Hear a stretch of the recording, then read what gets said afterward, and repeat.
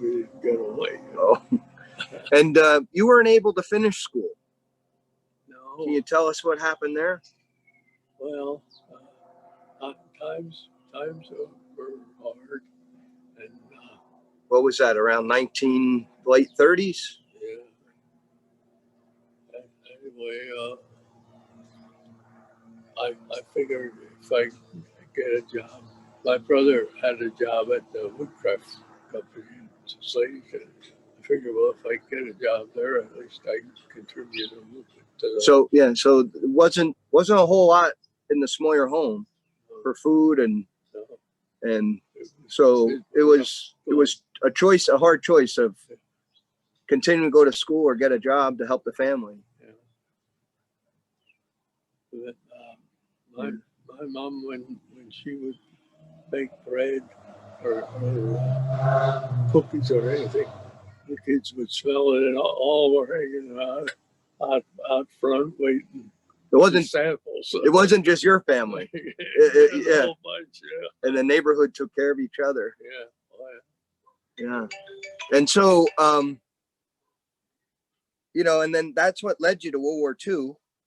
And you were drafted? Yeah. You were drafted. What year was that?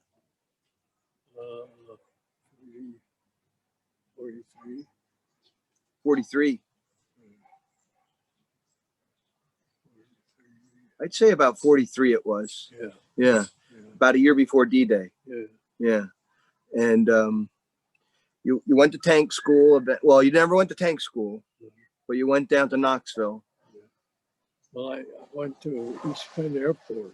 Oh, that's right, East Penn Airport. They had a program for people that were out of work to teach them a trade, and we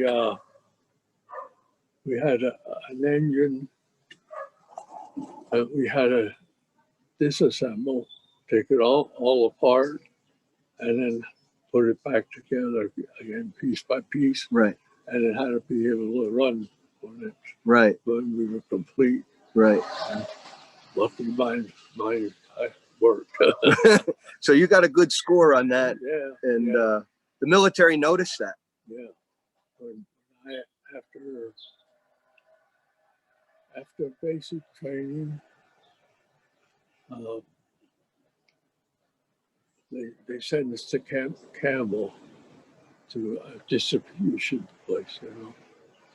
And this guy from Harrisburg, he said he was going to volunteer for the airborne parachutists.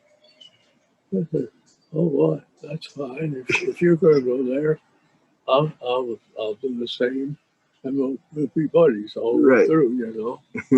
Well, before they had time to do anything else, they came and took me away, and he stayed there. They took me to send me up to Uniontown Gap because they saw in my records that I had some mechanical experience. So they sent me up to Uniontown Gap. Right. And eventually you got into the 3rd Armor. Yeah. Well,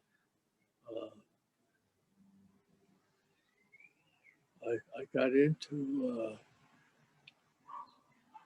a crew of Paul Fairclough, and there was a guy, Molly, they call him. Yeah, he had Big Mall. Yeah, Big Mall had his lips were big. But anyway, Molly taught me everything about the gun and all. And what was Big Mall's job at that time? He was the gunner? He was the gunner. He was the gunner. Yeah. And what was your job in the tank? I was the loader. You were the loader. Yeah. So you worked hand in hand with the gunner. Yeah. But